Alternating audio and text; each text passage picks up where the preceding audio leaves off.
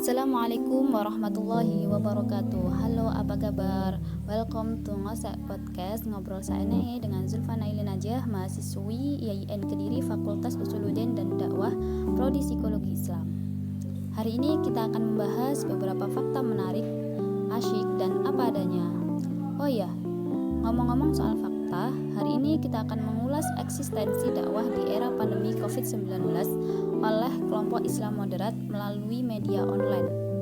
Kalau kita membahas tentang kelompok Islam moderat, pasti tidak lepas dari kalangan pesantren NU dan perguruan tinggi Muhammadiyah. Sebenarnya tak hanya dari dua golongan itu saja yang termasuk dalam kategori kelompok moderat, tapi yang notabene memiliki pandangan keagamaan yang lebih toleran dan inklusif adalah peran para ulama yang mayoritas menyebarkan Islam Nusantara, yaitu Islam yang damai dan tetap mempertahankan budaya adat istiadat Indonesia dalam bentuk Islam yang rahmatan lil alamin. Jadi jelas ya, bukan Islam yang tidak sesuai syariat yang sudah dijalankan di Indonesia, tapi Islam yang disyiarkan menggunakan prinsip syariat, menggunakan model Islam yang Indonesia, karena dalam ajarannya tetap melestarikan kultur budaya Nusantara. Gimana? Udah jelas banget kan?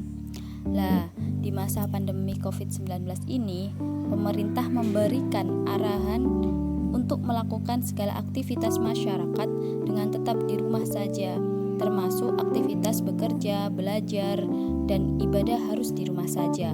Oleh karena itu, semua kegiatan keagamaan mulai dari berjamaah di masjid, majelisan, pengajian, dan semua kegiatan pesantren harus ditiadakan untuk menghindari penularan dari wabah COVID-19 ini yang sangat berbahaya katanya sih. Tapi ya insya Allah kita semua aman lah dari virus COVID ini. Namun, hal itu bukan menjadi penghalang bagi para mubaligh, ulama, dan santri di Nusantara untuk tetap bisa belajar dan mencari ilmu. Ini menjadi salah satu hikmah saat ini. Bagaimana tidak, saat di rumah saja semua orang beralih kegiatan menggunakan daring dan gadget agar bisa tetap belajar. Hal ini menjadi inisiatif yang sangat efektif untuk melakukan kajian agama Islam secara online. Menarik kan?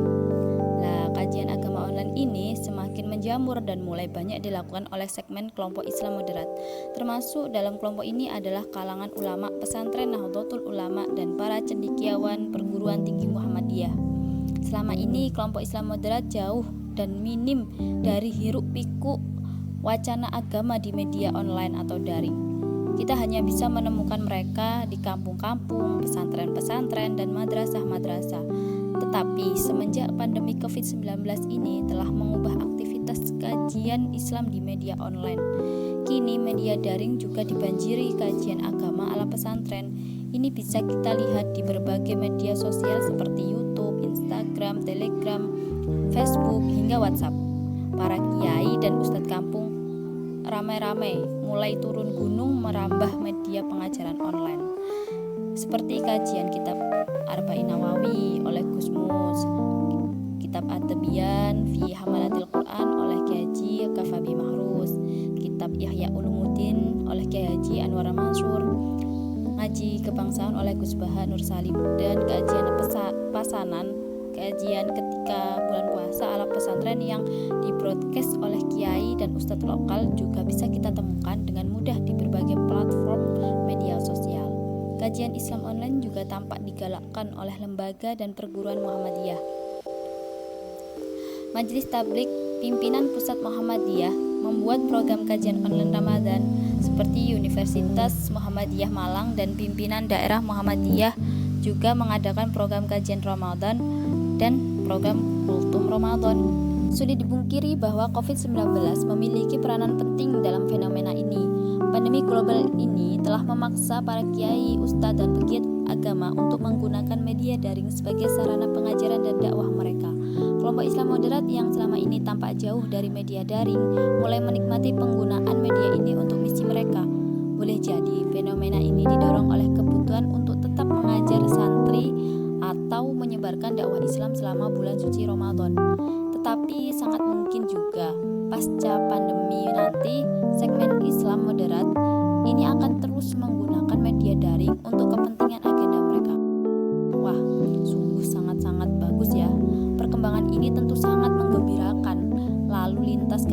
agama di dunia maya sudah dipenuhi oleh paham Islam moderat yang selama ini diyakini sebagai kelompok mayoritas yang cenderung diam dalam menghadapi gelombang radikalisme dan intoleransi beragama. Kemunculan suara Islam moderat di dunia maya ini sangat penting untuk mengimbangi dominasi suara Islam radikal dan intoleran yang selama ini telah menggunakan dunia maya untuk kepentingan mereka. Jadi hal ini menjadi suatu hal yang positif bagi kelompok Islam moderat. Sebagaimana telah ditulis oleh sejumlah peneliti, kelompok Islam radikal telah memanfaatkan media daring untuk menyebarkan ideologi dan melakukan rekrutmen anggota.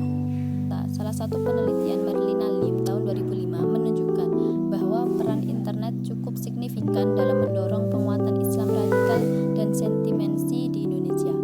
Kelompok Islam fundamentalis di Indonesia ini berhasil menggunakan media daring untuk meneguhkan identitas dan ideologi mereka dengan memperluas jaringan serta menyebarkan informasi dan ajaran mereka melalui jaringan media daring seperti Facebook, Twitter, dan YouTube secara efektif. Bahkan ketika media sosial mereka telah diblokir oleh pemerintah, kelompok ini masih mampu menggunakan media daring dalam bentuk portal-portal tak bertuan untuk mewujudkan agenda mereka. Wah, sungguh kesit dan licik sekali mereka. Oleh karena itu, Sohi Podcast harus meningkatkan kewaspadaan yang ketat agar tidak mudah terjerumus dengan rayuan dan ajakan radikal mereka. Hasil survei tersebut menunjukkan bahwa kaum milenial yang menggunakan internet memiliki pandangan yang lebih intoleran dan radikal dibanding mereka yang jarang berselancar di dunia maya. Wih, sungguh berbahaya.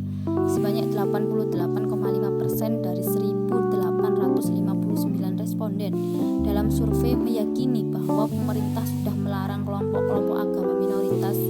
Survei ini juga menunjukkan bahwa 10% dari responden mendukung pendirian negara Islam dan menyetujui penggunaan kekerasan untuk membela agama. Mereka itu sering berkedok dengan Islam yang menggunakan sistem khilafah. Astagfirullahaladzim.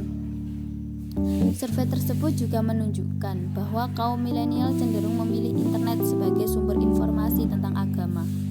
Daripada harus repot belajar secara offline dengan mengaji langsung kepada kiai, ustadz, atau guru agama, kecenderungan mereka ini bisa menjadi bom waktu bagi masa depan toleransi dan moderasi beragama di Indonesia, terutama jika kelompok Islam moderat tidak turun gunung dan ramai-ramai menggunakan media daring sebagai sarana penyebaran pengetahuan. Dalam konteks ini, wabah COVID-19 telah membawa harapan dan fajar baru bagi inklusivisme dan toleransi beragama. Dengan menjamurnya kelompok Islam oleh kelompok Islam moderat ini, masyarakat memiliki alternatif sumber pengetahuan keagamaan yang lebih akurat dan terpercaya, yang mana ini menjadi tempat kontestasi di antara sumber-sumber pengetahuan keagamaan di dunia maya. Tetapi disinilah tantangannya. Kelompok Islam moderat ditantang untuk mampu menyajikan menu pengetahuan agama yang lebih menarik dan lebih diterima oleh publik. Apalagi di era cyberspace atau media digital ini, netizen memiliki kekuasaan untuk memilih. Keragaman sumber pengetahuan agama di internet telah menimbulkan fenomena fikih prasmanan. Wow, apalagi itu? Di mana netizen dapat memilih dengan mudah menu pengetahuan agama yang diinginkannya. Di sini para dan pegiat Islam moderat dituntut untuk mampu menggunakan strategi yang efektif. Jadi harus memenangkan kontestasi wacana keagamaan di dunia maya. Karena itu, ketika menggunakan media daring, kelompok Islam moderat harus menyadari bahwa audiensi mereka bukan lagi para santri atau siswa madrasah, melainkan adalah publik yang sangat awam dan baru belajar tentang agama. Sehingga bahasa yang digunakan harus disesuaikan, yang biasanya familiar telinga santri perlu diterjemahkan atau diberi caption oleh editor agar lebih mudah dipahami. Peningkatan intensitas kajian agama oleh segmen Muslim moderat ini membawa dua harapan. Pertama, sebagai sumber belajar agama alternatif, potensi radikalisme dan intoleransi, terutama di kalangan generasi milenial, diharapkan dapat ditekan agar tidak semakin mempengaruhi. Dalam masyarakat, terutama terutama kaum milenial, bisa belajar agama juga dari sumber yang lebih akurat dan punya otoritas dan integritas untuk mengajarkannya. Keterlibatan para kiai dan ustadz yang berlatar belakang sekolah agama atau pondok pesantren dalam kajian Islam online bisa memberikan pemahaman yang lebih baik tentang agama dibanding dengan yang hanya memakai Mbah Google yang belum pasti siapa penulisnya. Setidaknya mereka bisa menunjukkan kepada publik bahwa wajah Islam tidak monolitik dan radikal atau keras yang dipahami oleh para Islamofobia. Interpretasi dan pemahaman terhadap teks keagamaan adalah fakta.